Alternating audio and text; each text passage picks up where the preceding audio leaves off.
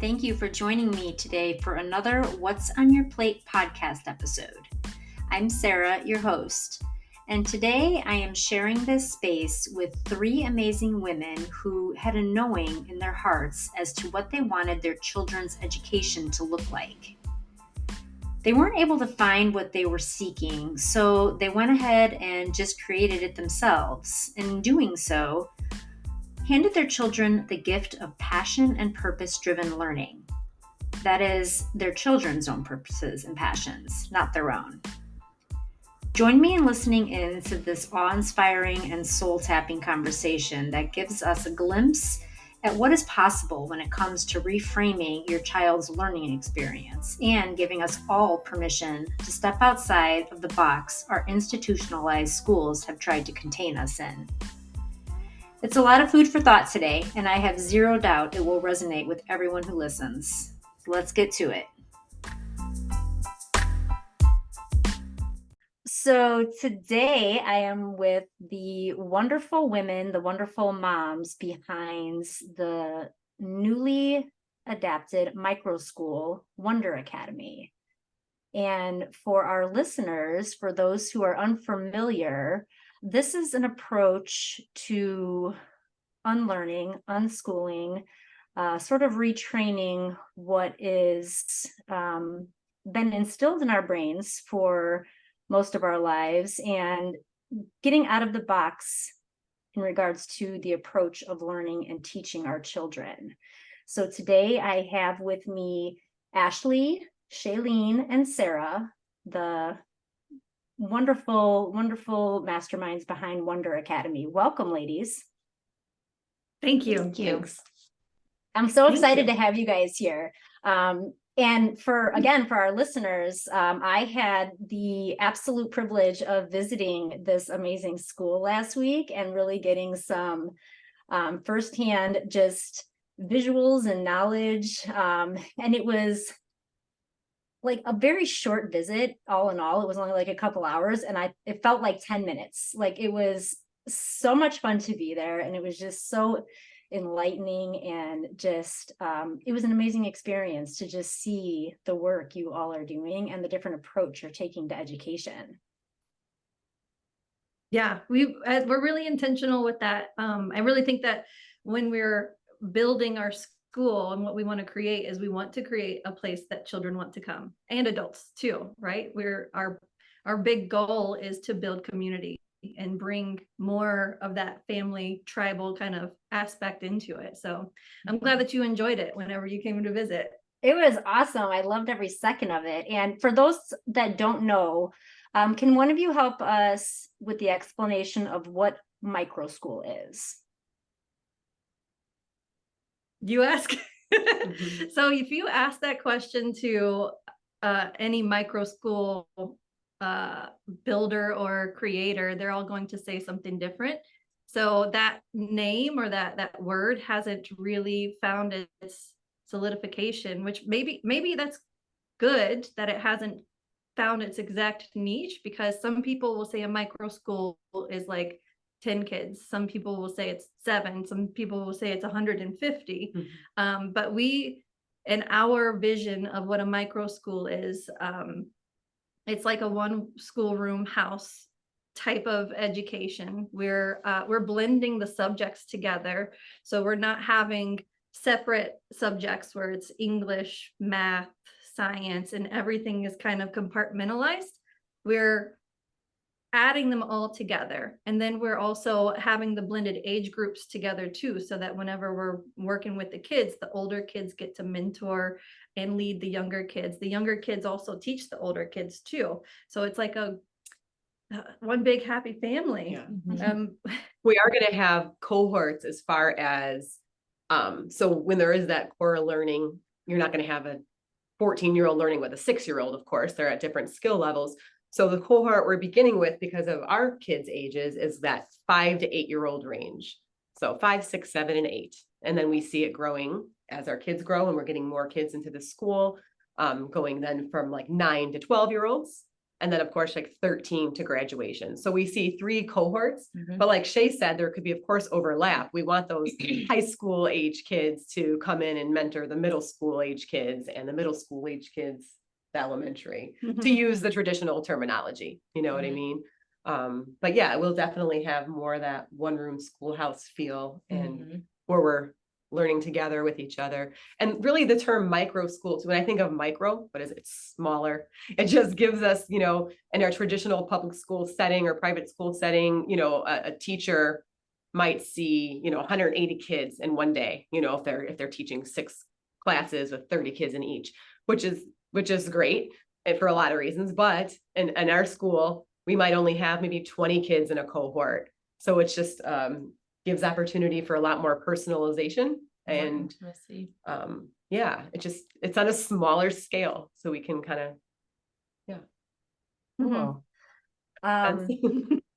There's so many things that I think people are curious about in this different approach to education. And I'd love for you to explain to us why you decided to gravitate away from the institutionalized school systems to begin with to create your own culture. Yeah, I'd love to jump on that one if you guys don't Yeah. mind. I think that the system that we're looking at now in terms of, you know, what is the world going to look like when this group of children is out of school? What does the job market look like?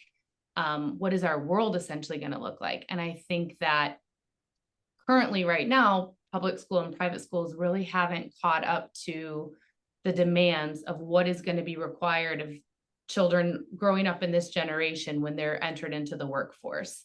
When you take subjects and you compartmentalize them, they're not able to see the bigger picture. We talked about like the blended learning and things like that.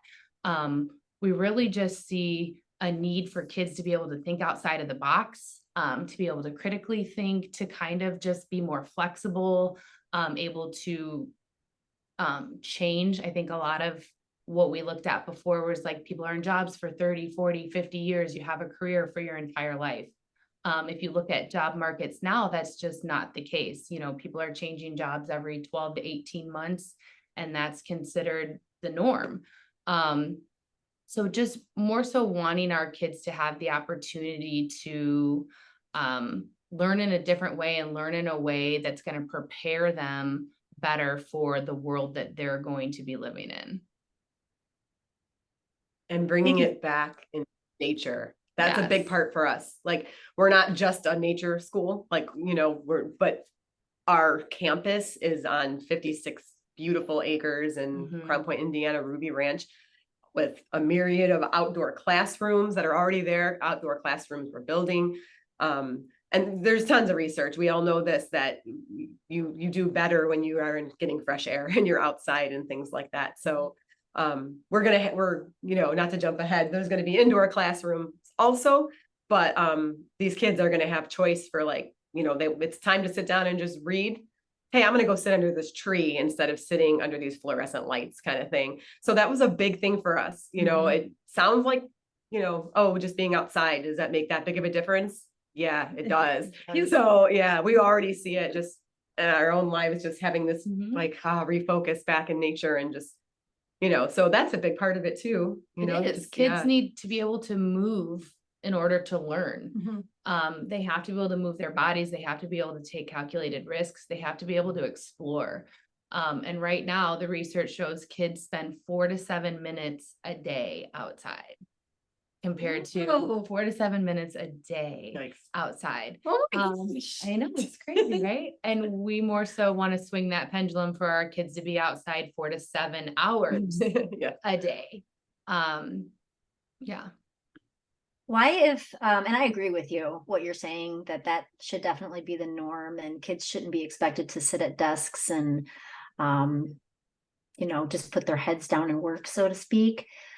Why, if that is so unnatural for kids in the developmental state that they are, is that the way our culture has created our current state of schools?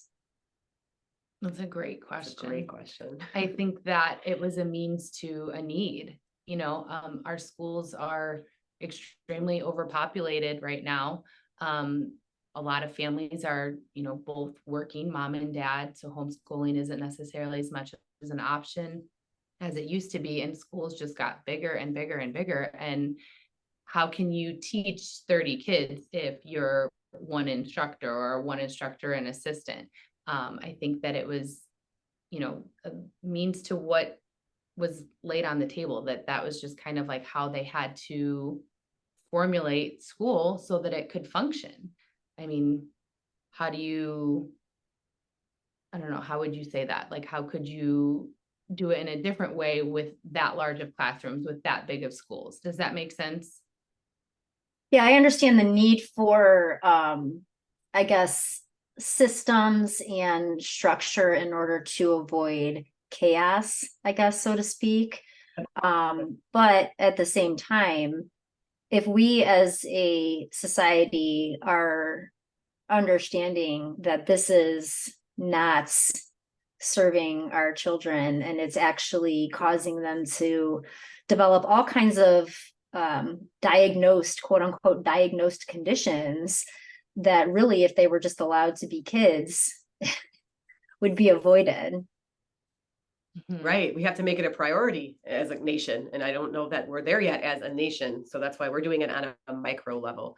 And I certainly hope this is going to be happening more and more. We're on the cusp of this. There's going to be more and more micro schools popping up and just alternative forms of education. More and more people realizing there are alternatives, there are other ways. So I hope that it can grow into a much bigger change, Right. for all kids, because it's a problem. It's a problem. These kids are sicker than they've ever been. Life expectancy is even going down. Like it's a major issue that I wish was being addressed by our leaders. And it's not. So it just seems like it continues to get worse by our leaders, because they continue to try to just throw money at it, throw more money, and they continue to see that they're adding more to the Department of Education fund, but the progress of the students continues to decline. So it's just not working on that massive scale. We can't put a bunch of, in just one classroom, you can't put 30 children in that one classroom and expect all of them to be engaged. And if they're not engaged, they're not learning. So they've stunted their educational growth.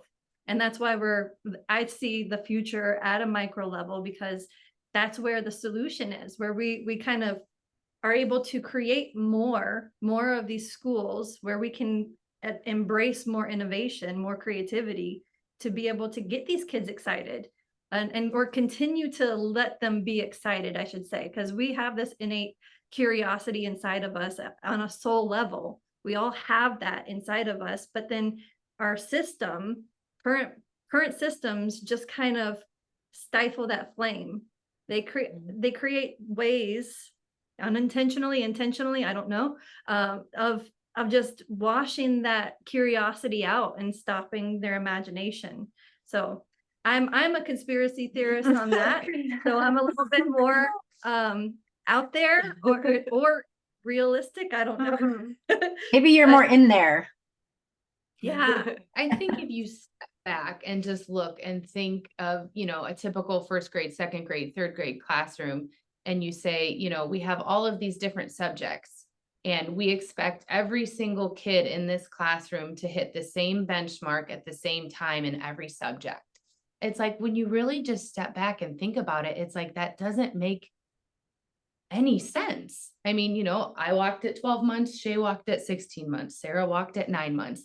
For everything else in life, we know that there's a span. But yet, right when we send them to kindergarten, everyone is supposed to be at the same benchmark at the same time. And if you're not, you're behind. And I think that that's just, when we take it down to the micro school level, we can try to diminish some of that. Yeah.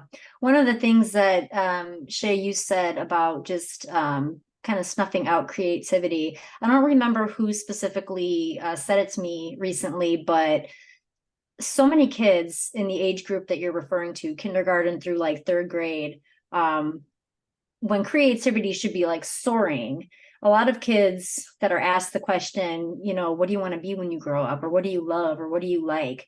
They don't even know. They don't even have an answer because they're so far removed from being able to explore on their own and being able to just gravitate towards the things that they actually love, that they have no idea. Yeah. That I would attribute that to a lack of free play. Free Mhm. play is where kids learn, you know, to experiment with things, to use their imagination. And if we're saying that kids are only outside 4 to 7 minutes a day, I could only imagine, you know, how much of that is free play, how much of that is just walking to a car to go to your next sports event or, you know, hobby that you have to do. I think that, yeah, a lot of what we see is also just a lack of like overscheduled, over busy lives. I mean, kids go to school all day, they come home, there's homework, there's after school practice, there's, you know, family, this, that, there's a lot going on. And they just don't have the time to be bored and to create. And that is where that magic happens. Yeah. Actually, something else that you said too, in regards to kids ending up being behind. And I think the term that we used the other day was behind what exactly? Because as you said, there is quite a spectrum of just where people are at in their different abilities and you know, talents and what they've learned. And it brings to mind too the way that when there are kids in the institutionalized systems that are maybe quote unquote behind or excelling beyond whatever the box system is, both groups of those kids, I feel like, are then othered in that they may be teased or bullied for not knowing as much as what somebody says they should. And then the other end of that spectrum is maybe having too much expected from them, because in one area they are going above whatever that curve is, and in another area they're not, and they're deemed less than in that regard. But your approach of Wonder Academy, the approach of Wonder Academy to allow them to essentially self-guide and go at their own pace truly is refreshing. Not point out those, you're not here, you're supposed to be here. That breaks my heart to hear that, Sarah, because that's so, when kids start school, it's at such a Impressionable. Yes, impressionable age. That, you know, things like that can be just so damaging and just also just completely untrue, just not truth to that whatsoever. And we're ingraining that in these kids that, you know, you're not good at this, or you're behind, or you're supposed to know this and you don't. And it's just so detrimental to these kids. And it's not, on the flip side of that, it is not the everyone gets a trophy model. That's not what we are aspiring to. We think that failure is good. We think that you learn from failure. We think that it's a very important part of life. I don't want people to get the picture of this is every kid gets a trophy type of atmosphere. It's not that at all, but it's acknowledging that, you know, certain ways that we are, I guess I would say, not doing our children justice in that sense of that we're teaching them that to not try to be in status quo, right? But to maintain status quo, or to have these viewpoints of themselves that are just not true and projected onto them from someone else based on something, like I said, that is completely false and arbitrary. It is. It's heartbreaking. Because it does. It happens really early in the school system. Yeah. Think about it. When our own experiences, I knew I was smart. I knew the kid next to me, oh, he's not so smart. Like, what? Right. You know, that's crazy. And it's false. Like you said, it's just so untrue. So instead, it's like the focus, instead of do they know this, have this knowledge today at a certain timeline? So what? We want to focus more on, let's help these kids figure out what they like, their passion, their purpose, and nurture it. And, you know, of course, they're going to, you know, those foundational skills are so important. So we're going to assess, make sure they're learning, but it doesn't have to be in a standardized way where every kid has to be at a certain, it's more important to achieve mastery at something than to see like, okay, this kid, oh, I got an A on this and I'm smart at this. What? That doesn't even mean anything. So instead, like, let's say they're working on a project or something like that, and then there's mistakes. They don't have all the answers correct. That's awesome. We're going to celebrate these mistakes, go back and see how we can figure it out and make it better. And if it means collaborating with a classmate, another learner, that's okay. You don't have to be on your own doing this. It's not turn in the project. Oh, I got an F. I'm dumb. Let's move on. It's like, we're more about, let's just help these kids learn. And we'll find, especially like in the early years, in that first cohort, the most important thing to us is to establish in these kids, help them really get that foundation of loving learning, being excited about learning, not being afraid to make mistakes, celebrate the mistakes. Let's grow, let's learn, let's do this together, and then as they get older, like one thing that we talked about, like just this learner driven idea, is we were going to start to find out what drives them as individuals. And then, working in things like apprenticeships and internships and things like that, finding out, what might drive this student is not the same thing that drives this student. So we're going to work that into let them work that into their own learning. They're responsible for their learning, their goal setting, that growth mindset, instead of just that kind of cookie cutter. Everyone's learning this level of math today. Everyone's learning this level of how to write in this way. You know what I mean? So yeah. That and the collaborative learning there too. Like we're three women that are collaborating to form this project. And that's the same model that we're going to use with the kids. They're going to learn how to collaborate with each other to achieve their goals. That's truth right there. That's a real life lesson that is not taught in the institutions. More so at the institutional level, it's individualized. You can't copy off of each other's tests, or you can't ask them for the answer. You have to, it's all just you, and it's you alone. It doesn't really feel like it's community building, which is, again, that is one of our strong values, is building that community and allowing that collaboration to happen. Seeing other people's gifts, seeing those gifts and using them together. Yeah, Shay, something you said there about not creating community that really like hit a chord, because so much of just different conversations I've been a part of in the past talk about that we shouldn't be going at it alone. Yet we are putting our kids in the position in the classroom, institutional classroom setting, to do it all on their own without any help. Don't ask for help. You should know the answer to the question already. And that is like ass backwards from what we're trying to do in regards to molding them into adults that can work together with other adults. Yeah. It doesn't seem like in that model that we're preparing them for real life. And I feel like I envision, I see our school being kind of like a theater, and it's just it's practice, it's dress rehearsal.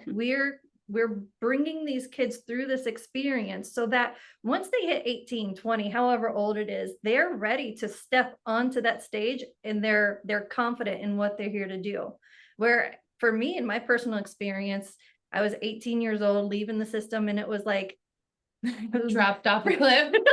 I had no idea what to do, where to go. And then my dad passed away, and I found myself, I remember it was like during a spring break, and I just went back to school because I felt so lost. And it was like, this was what was familiar to me. And the halls were empty, like no teachers were there. And I was just like looking for something.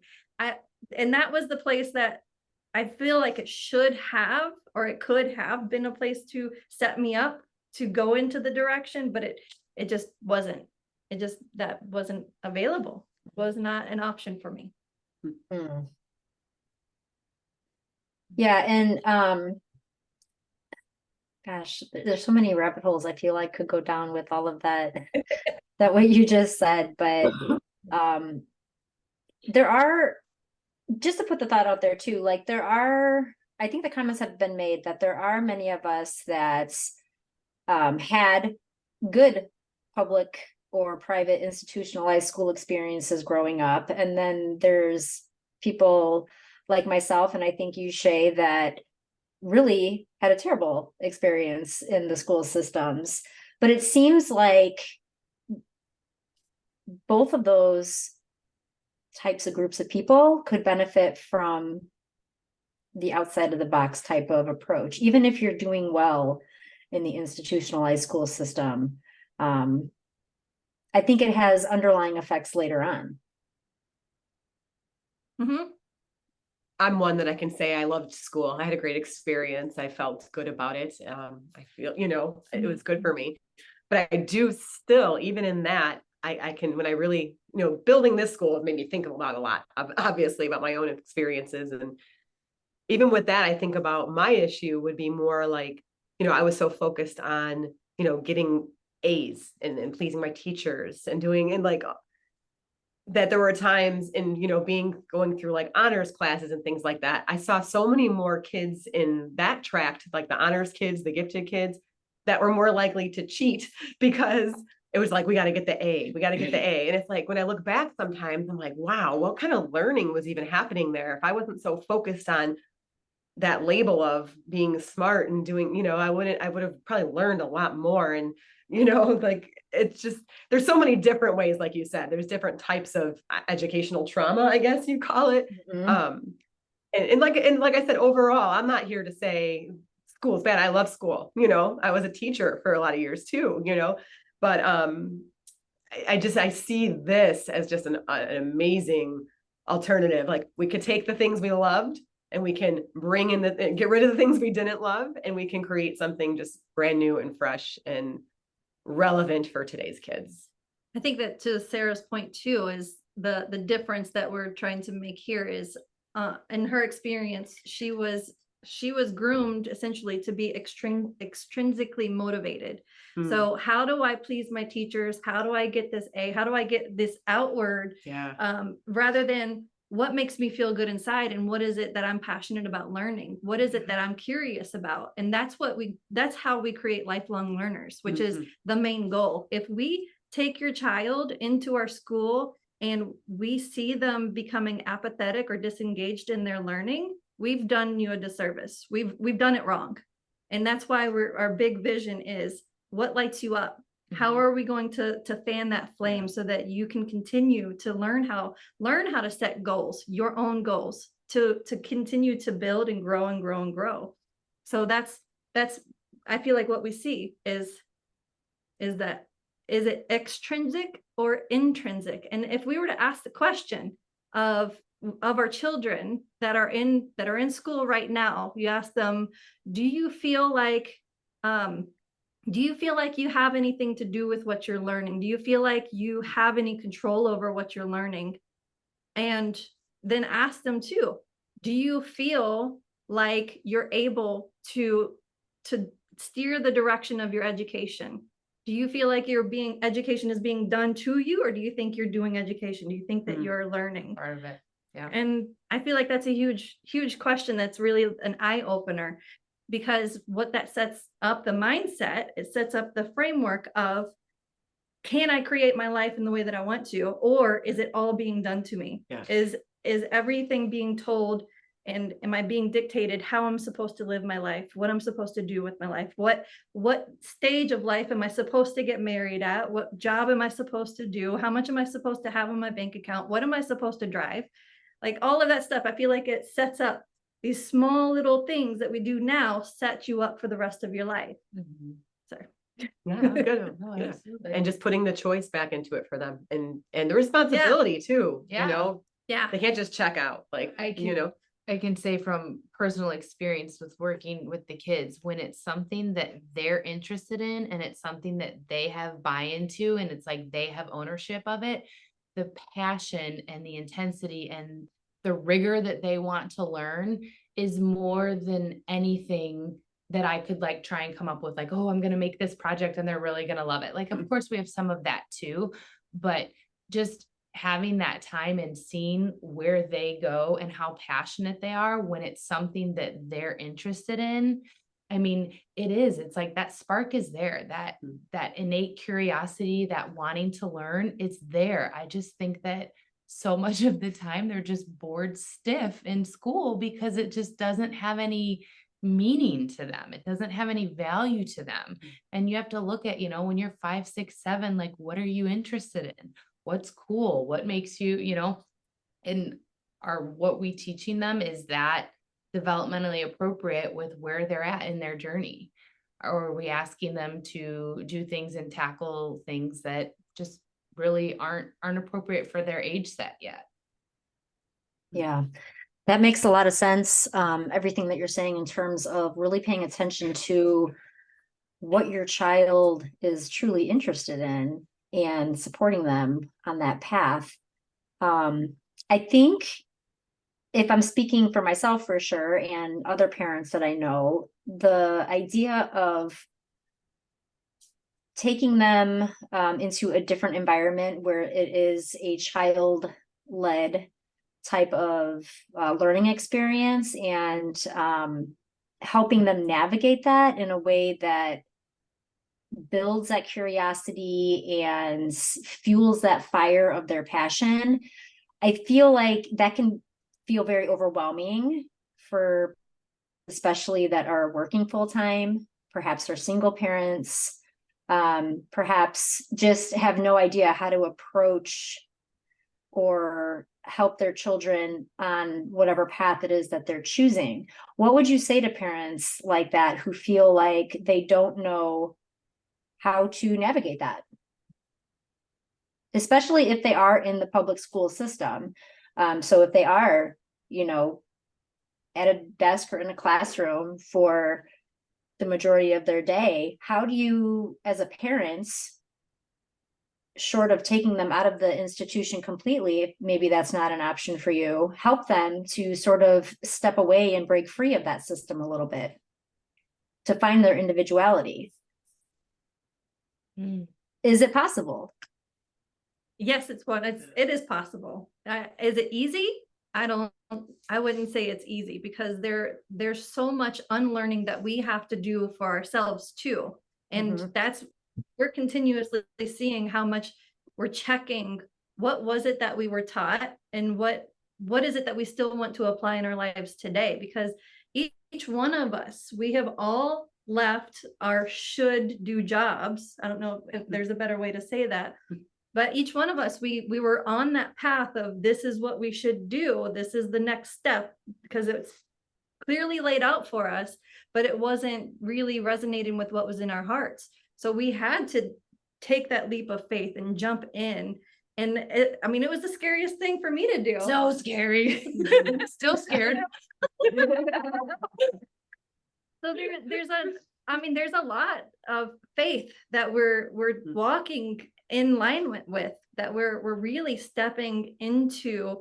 This is what our hearts are calling us to do, and we're going to continue to learn and navigate it through each step of the way. And we don't expect the learning process to be this crisp, clean, neat thing. Learning is messy, and we're embracing that learning is messy, and navigating our lives outside of the institution. That's a big choice that you have to make. That's a big choice that you have to make as a family too. I really feel like that it's you can send your kid to our school, but if you're still like staying in that cookie cutter formation, that there's going to be some discourse. It's going to be uncomfortable. It's really going to be uncomfortable, and I don't want to sell it in any other way. But are you willing to embrace that discomfort to grow? Because that's where really the most fulfilling parts of my life have been, is where I've stepped into that discomfort and continue stepping, because that's where the heart is leading. I think too, like for parents, just kind of being more intentional with, like when you're looking at school, when you're looking at what your kid is learning, the homework that comes home, just being more intentional with that of, how does this feel? What is this for? What is the purpose of this? Why are we learning this? Just asking questions and being more involved. I think so much of school and home, there's just a disconnect where it's like the kid goes to school, they learn, they come home with the homework, and then you got to complete the homework and send it back. That there's this disconnect of parents not questioning, why are we doing this? What's the purpose of this? Why are we learning this? Or just asking more questions is where I would start, because that's where, for me personally, that's where my wheels got turning more and more, because I question things a lot, not in a negative sense of the way, but just kind of, why are we doing this? What's wanting to understand the process. And that's when I got a lot of pushback of more just, this is what we do. This is how we do it. This is what works. And we're just going to keep this going, instead of just kind of questioning why our kids are doing the things that they're doing, or why are they learning the things that they're learning. I think if parents got a little bit more inquisitive on that side of things, that they'd be pretty blown away at the reason or the lack thereof of why things are being taught in school. I think too, Sarah, back to your kind of the other side of that too. Sarah's asking, what about for my kids in school right now, and I'm at work right now, so what can I do? That after school time, I think sometimes we have that tendency to start asking too many questions of our child. What did you learn today? How was your day? Instead, go outside with your child, take a walk, and don't say anything. Listen to them, or ask a question and then wait. We interrupt our kids a lot, and we don't give them chances to come up with what's going on in their own mind.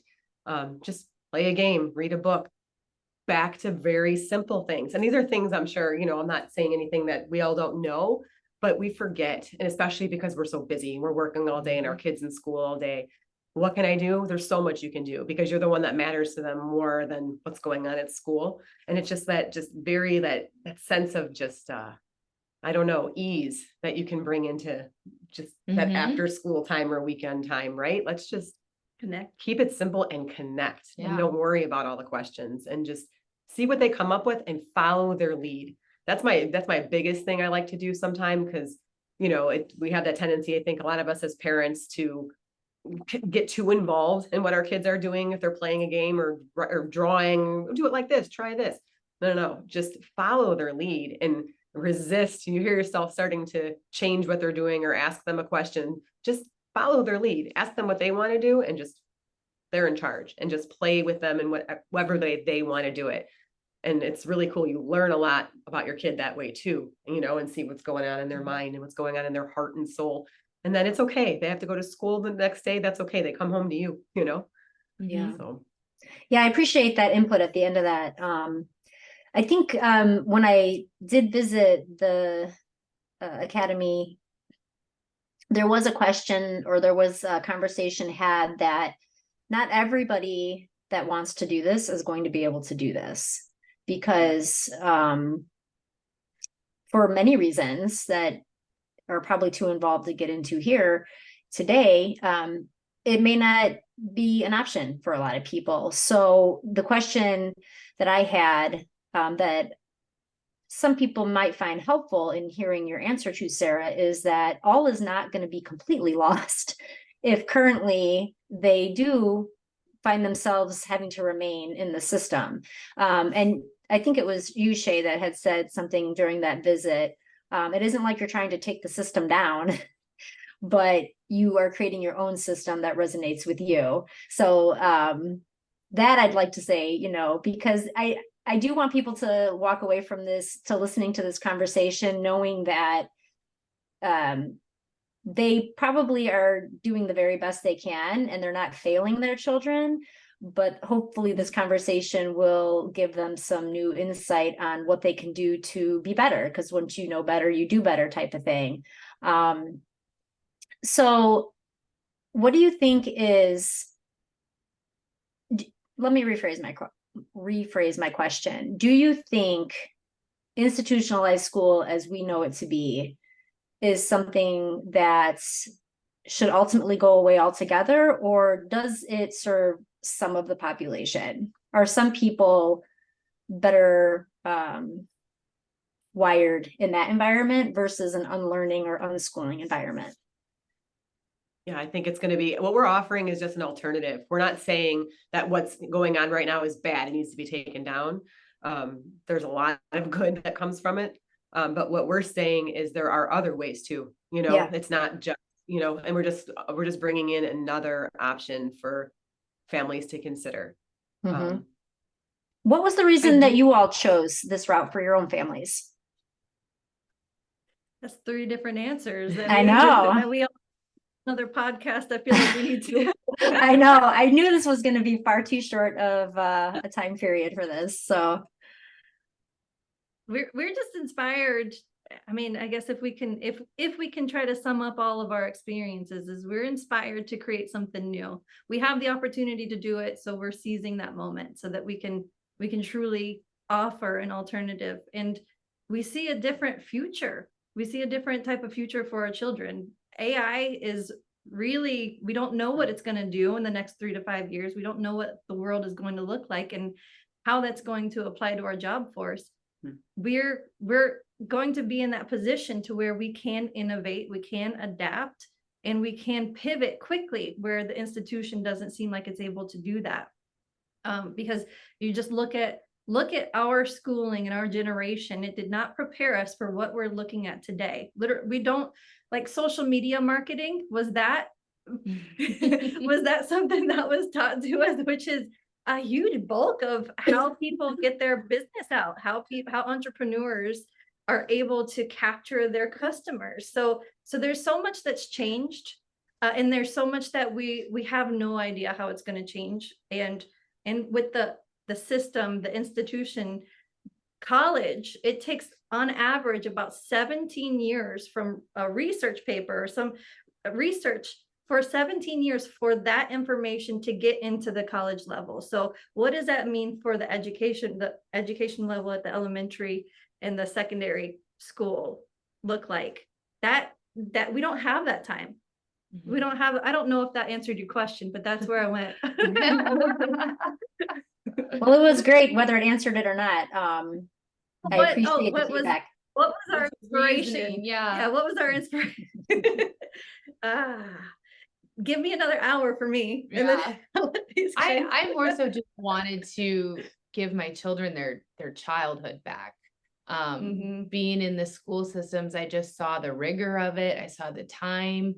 And it just kind of broke my heart in the way of, I'm not ready to let my babies do that. I want them to be climbing trees and jumping and running and figuring out what they want to be when they grow up. I mean, when I was in kindergarten, we had a kitchen and it was a half day, and sometimes we took naps.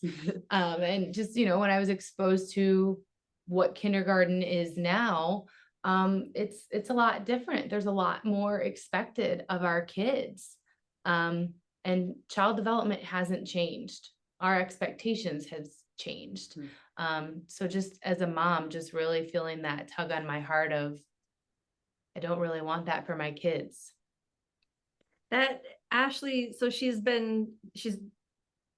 doing our program directing, right? So she's developing our program. So she's out there with our kids right now, creating what we're creating. And it just feels so good to hear about the report at the end of the day, how good of a time these kids had. And they come back and they're still them. They're excited. They don't want to leave school. And it just, that feeling right there, it's so good. It feels so good. And our intuition, I feel like we're very intuitive, and we continue to go into, is that the direction that we want to go? No, that doesn't feel right. It doesn't feel right. But then this is it. This feels good. It feels good to be able to offer this education. Who said that one quote of, what are you going to do with your one life? It's like, how do we want to spend our time as a family, as parents, as mothers? I love that so much.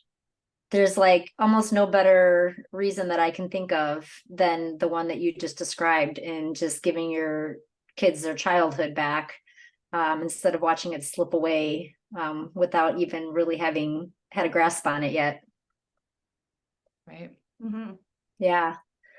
How do you envision the Wonder Academy progressing as the kids get older. And I think you touched on this a little bit on how, some of the older kids would mentor some of the younger kids. But I guess in terms of the older kids themselves, how do you envision just making sure that they feel seen and their needs met as they're growing into young adults, and really developing more of a outlook on what those things are that they do want to pursue and be when they grow up? How is that supported in this type of environment? Well, goal setting and growth mindset is going to be a big part of their day, and their school day and their week, and going into those like apprenticeships that we're talking about, like finding out what makes them tick and how can we help your education go down that path, instead of, it's something I think we all kind of had that experience where we talked to the high school counselor once or twice about what maybe we want to do when we grow up. And maybe we'll go to, and we all just, I don't know, a lot of people are just told you just go to college, and when that's great, that's an option. I feel like we've talked about, we're going to be developing a lot of entrepreneurs here. And if college or trade school is the way that gets them there, that's great. It's not going to be for everybody, but it's just kind of getting them thinking about, what is my passion? What is my purpose when they're in school, and helping them navigate that so that they can live a life of purpose and passion. But that's the whole point of what we're doing, really. So I don't know if I answered that, but like that's the kind of overarching theme, that we're going to do, especially as the kids get older. We talked about, now they're young, they're getting their foundational skills. We want them to learn to love learning. As they start getting older, middle school, high school age, it's going to be more of, okay, so what makes you tick, and how can we serve you? How can your education serve you?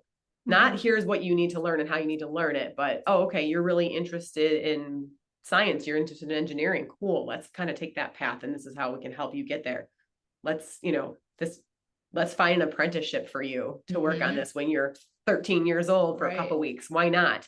You're going to find out, oh, I really like this. I might pursue this more. Man, this isn't for me. Okay, great. Like, just individualize. So that started with that goal setting, not just your academic goals, but your interests, your hobbies, what lights you up.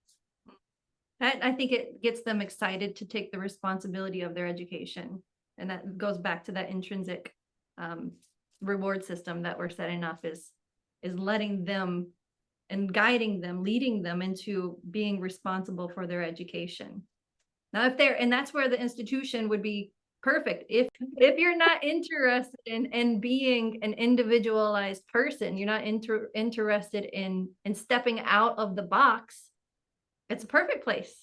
But for us, we are offering an alternative that is so different that that's the way it's going to go. That's the way we envision it. You're taking responsibility. If you're not interested in taking responsibility, we're not the place. You know what I think comes to mind when you say taking responsibility, or having children take responsibility for their education, is I can sense a pushback from a lot of people that they're so much for their kids instead of teaching them how to do things, that the idea of putting them in charge of something as important as learning, like the self-guided learning, seems reckless to a lot of people, I feel like, because we do live in a world where a lot of kids don't know how to do a lot of things on their own. They don't know how to clear their plate, or empty a dishwasher, or put their clothes in a hamper, or just silly everyday things that are just often done for them. So the idea of putting them in charge of their education, I think, to me, it sounds fabulous. I feel like to a lot of families I have been connected with, there's a sense of fear with that. It would be reckless if we weren't guiding them and giving them the tools. Reckless if we were just like, yeah, go out there and learn it on your own. No. Peter Pan land comes to mind. It's not like that. That would be reckless. That's where and that's so the difference too, or no, let me say it.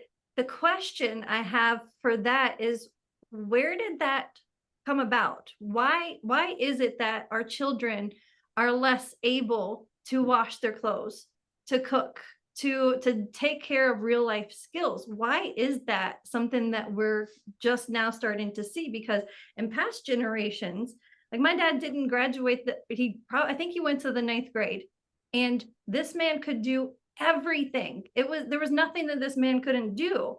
And that was a whole different generation. So where is that occurring? Why is that occurring? That we feel like our children can't do these things and we're debilitating them. So that's, I guess, a question that's what comes up in me is what we're doing now crippling them, or is it empowering them?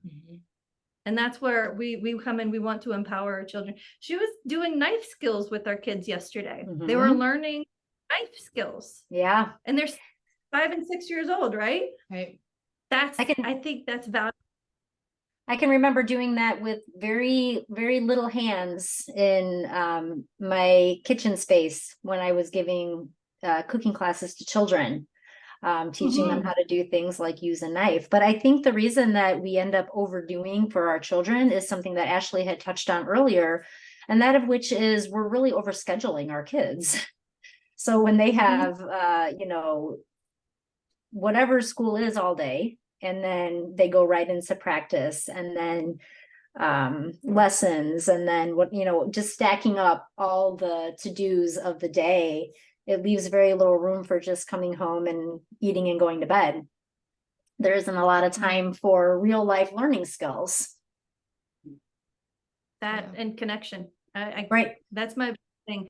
That's one of my biggest traumas, I feel like, in my life is my parents were working. They were worked all of the time. We were in school. I don't remember what my parents were like growing up because we didn't have that time together. So I guess maybe that's my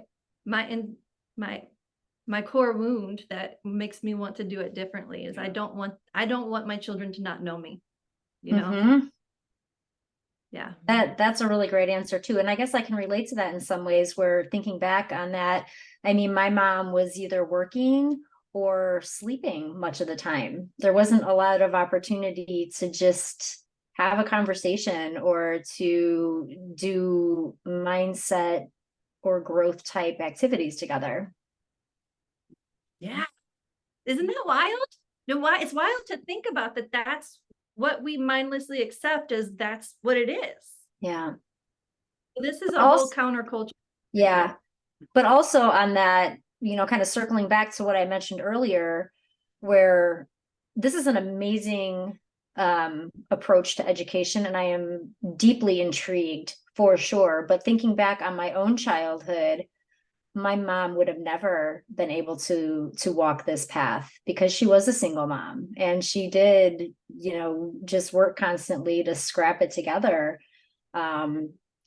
So there are, I think, things that can be done differently at home, like you said, Sarah, in terms of after school, to make sure that you still are finding that connection and just time with your families, even if you're not able to go the route of the journey you all have created. But again, I'm only asking these questions to play devil's advocate and to give our listeners something to think about. I am just wholeheartedly loving what you women are creating. I think it's just gorgeous. And I think it is just,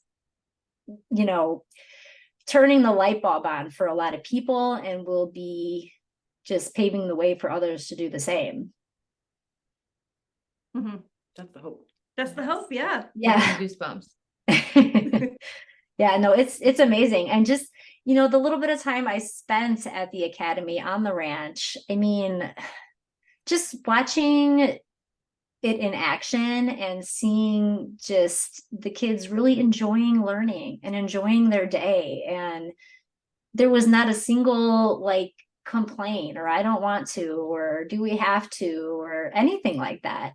And I'm sure like all kids, they have their moments, right? Of not wanting to, whatever, do what's planned for the day. But in your environment, do you then give them choices to explore something different?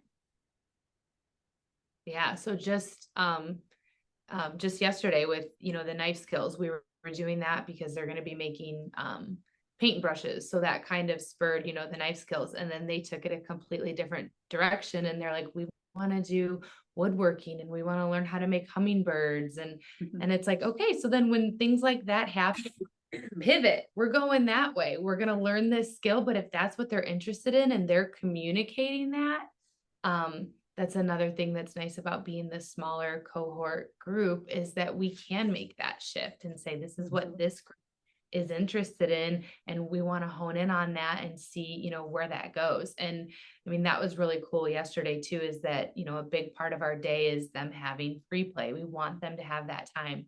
And all of the kids yesterday chose their free play time to continue doing the knife skills.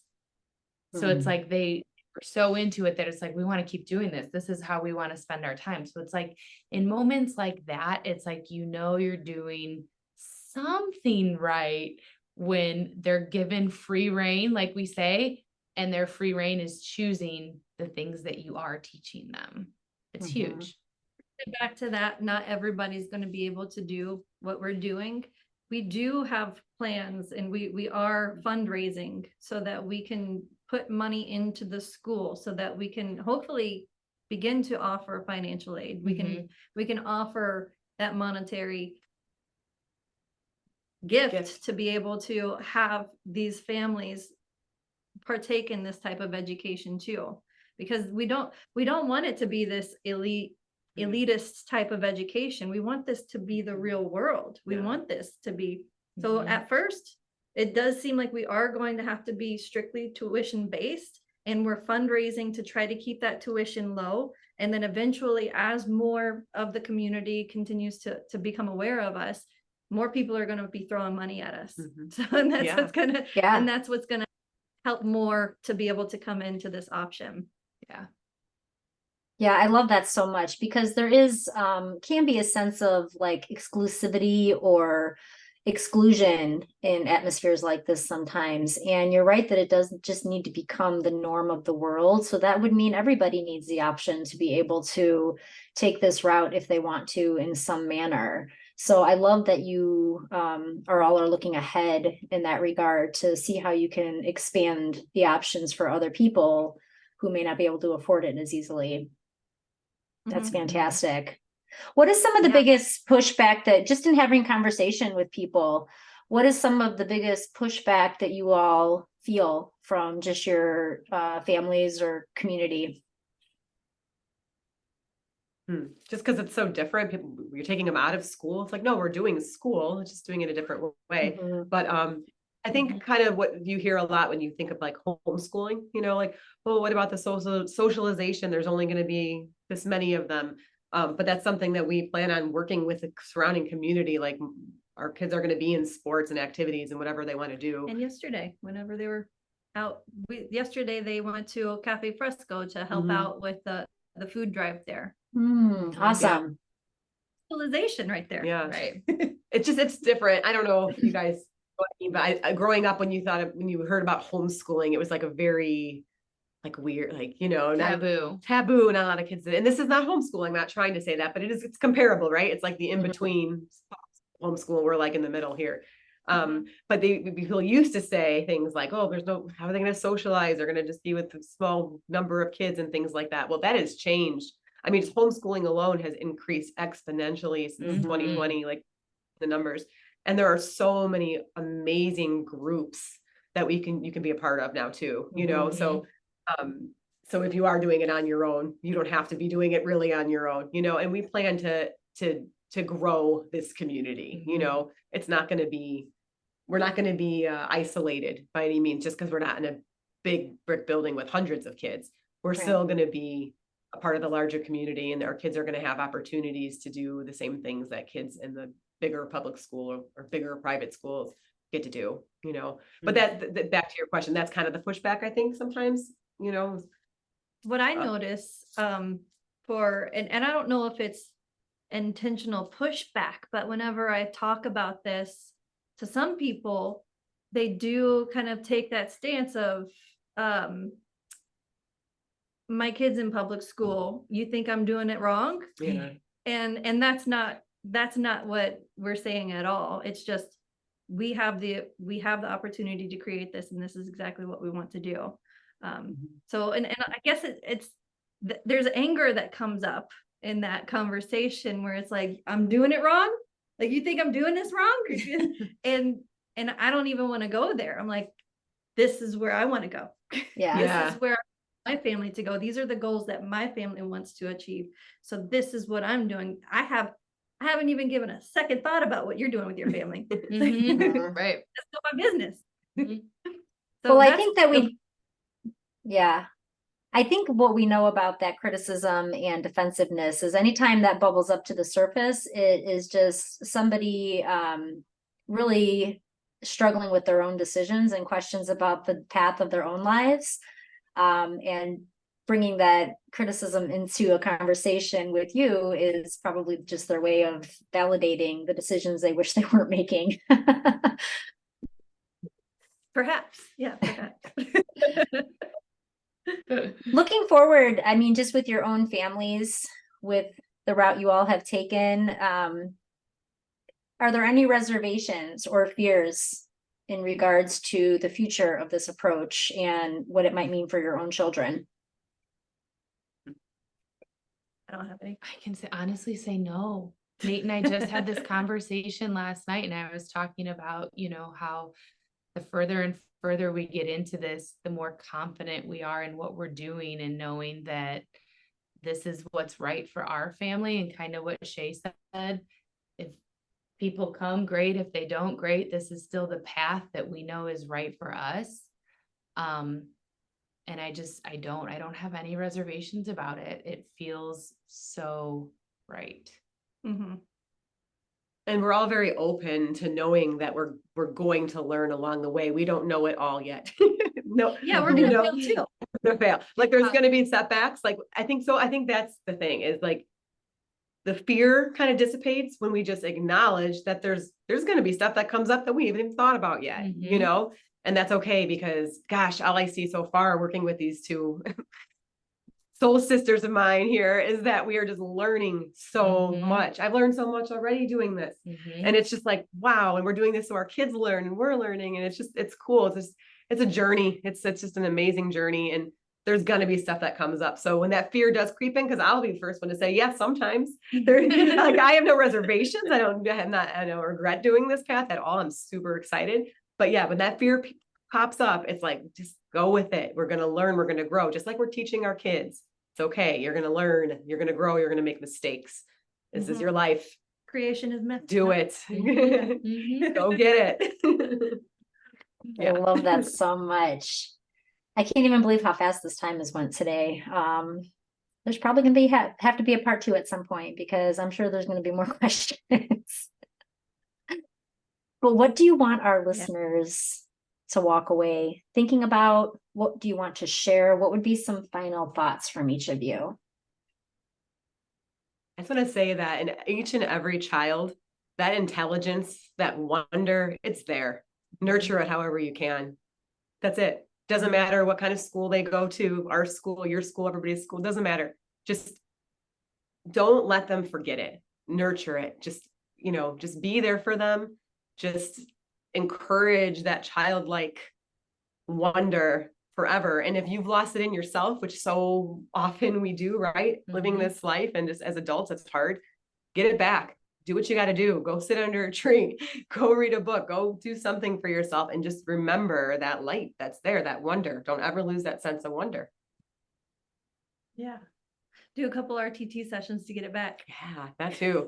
That's right. Hey, that is truer than true, for sure. For those listening and don't know what we're talking about, circle back. Shay and I have done 2 episodes together on RTT, or rapid transformational therapy. Chime in, listen into those, and you'll catch more of what she meant by that. I was just going to say, I just want listeners to know that there is, other people out there. There is a movement happening of people just saying like, hey, we just kind of want something different. We don't want to necessarily do the status quo way. So, I mean, just having that out there in the region where we're at, that people knowing if, you feel like things don't fit right, or some things don't feel good with the school system, that there are other options and that there's other people out there that feel the same way, and that it's coming. Yeah, that's my part would be is listen to the heart. Sometimes your heart's leading you in these ways that feel like it's so crazy and you don't even have the words for what you're feeling, and just continue to move in that direction. The words are going to come, and that definition is going to fill out for you. So we really are walking a lot by faith right now. Is this is what we feel we're called to do, and this is what we're going to continue to pursue. So that's one of the things I feel like, again, it takes courage to do. So put that ego in check, like just jump. Well, it sounds like that faith walk is stronger every day. Yeah. Tell us how we can stay connected with Wonder Academy, where we can go if we want to learn more, if we want to support it. Tell us how to find you. We've got, we're on Instagram, we're on Facebook right now. So a lot of what the content that we're sharing there is a lot of our philosophy, a lot of our days at Wonder Academy. So Instagram is Wonder_Academy _NWI. And then just search Wonder Academy NWI on Facebook. And then we have our website. It's coming very soon. It is Wonder Academy NWI.com. So there'll be a lot of information on there. Especially we're going to be in the very near future looking to get learners at our school. In the very near future, looking towards getting some teachers and guides at our school that are going to be a right fit for us. So, and then also we're working on a lot of fundraising right now. We have an event coming up at Now Yoga Club in St. John, Indiana, on Saturday, December 16th. It is going to be a vendor fair. We're going to have a lot of unique vendors, get your holiday shopping in, lots of opportunities from that to, we're going to have lots of raffles and things like that, where the money is all going to be going towards building our structure. So we're looking to building geodomes at the ranch. And so that fundraising event is our first of several fundraisers that we're going to be doing. So come on out to that, get some shopping in and help us raise some money in that way. That doubles as a learning experiences for our kids, because they're setting up a table too to sell things. So that's their initiation into entrepreneurship too, which is really fun. That's cool. That's awesome. I love that. Yeah. Saturday, December 16th, 1 to 6 p.m. at Now Yoga Club in St. John in the Lake Central Plaza. Awesome. And I love the verbiage of learners and guides instead of students and teachers. I love just the dialogue you all are using and the way that you are reshaping things and just changing the way we think about everything. It's just beautiful to watch, and I'm rooting for you for sure. And I just love every second of all of it. Thank you for this. Thank you so much. Thank you for the opportunity to talk with you all, and I can't wait to share this with our listeners. All the ways to stay connected with Wonder Academy will be in the show notes, and we will look forward to maybe talking to you ladies again very soon. Yeah, thank you. Thanks, Sarah.